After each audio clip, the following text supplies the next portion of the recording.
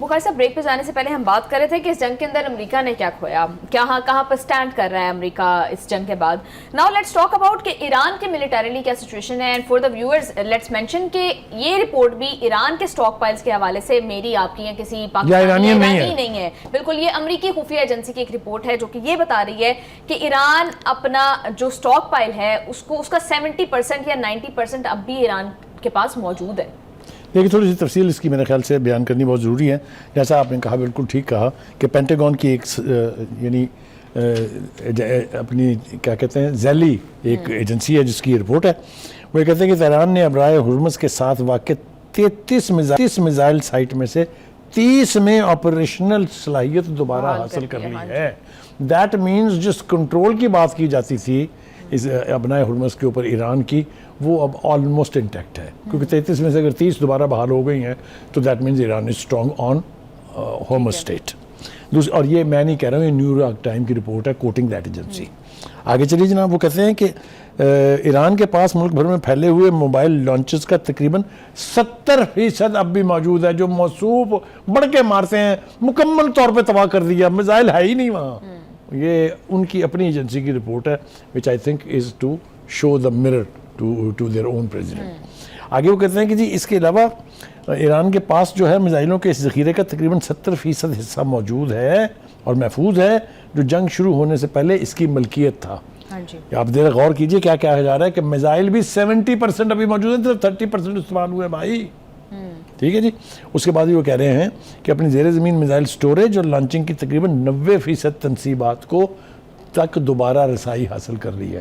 That means Iran is almost as good as it was before the war started. بالکل. بخاری صاحب اس طرح کی reports کا امپیکٹ دو طرح کا ہو سکتا ہے. ایک تو یہ کہ ایران کی ڈیٹرنس کریٹ کرے گی یہ رپورٹ. سیکنڈ یہ کہ ایران پر مزید حملوں کا جواز پیدا کر سکتی ہے. اور امریکہ کے وار منسٹر پیٹ ہیگسیت صاحب یہ بات کر رہے ہیں کہ ایران کے خلاف اگر دوبارہ بھی کارروائی کرنی پڑی تو مکمل طور پر تیار ہیں. تو جی بخاری صاحب دیکھیے پہلی بات تو یہ ہے کہ this man is less a American war minister, he is more of a Israeli war minister. اس لیے the way he lies as a compulsive liar, جھوٹ بول رہے ہیں. ان کو اپنے تمام اداروں کے سامنے ہزیمت کا سامنا کرنا پڑا ہے. انہیں کانگریس میں ان کی بہت بےزتی ہوئی ہے.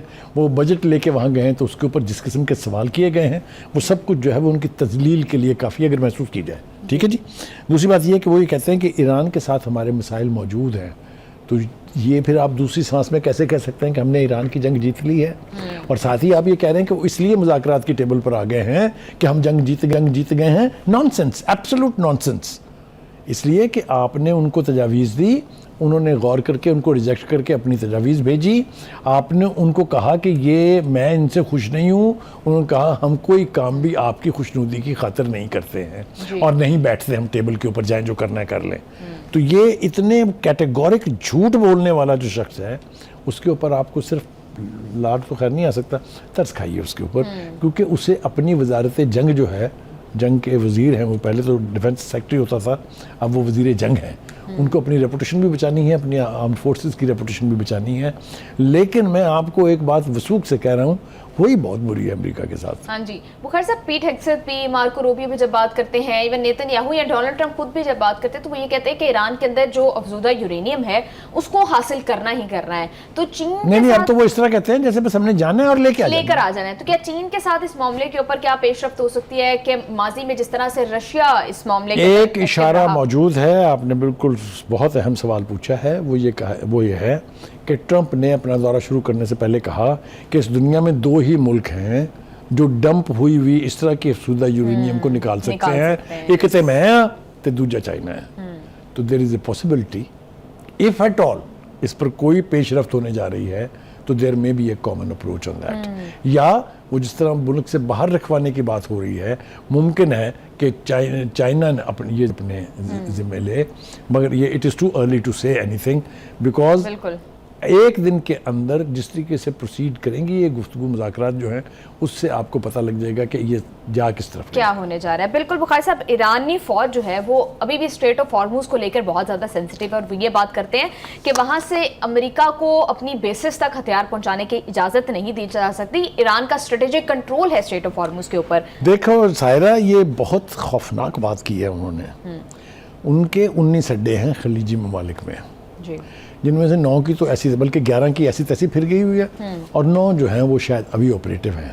ان کو ترسیلات چاہیے، ان کو سپلائز چاہیے، انہیں اسلحہ بارود چاہیے، وہ گزرے گا کہاں سے؟ بالکل بخار صاحب، لیکن امریکی جو وزیر خارجہ ہیں مارکو روبیو، وہ انٹائرلی اسٹیٹ آف ہارموز پر ایک ڈیفرنٹ پکچر پریزنٹ کرتے ہیں. جی بخار صاحب. دیکھیے یہ ایگزٹ ہوں، یہ روبیو ہوں اور ٹرمپ ہوں، یہ ایک ہی پتے کے کئی رخ ہیں.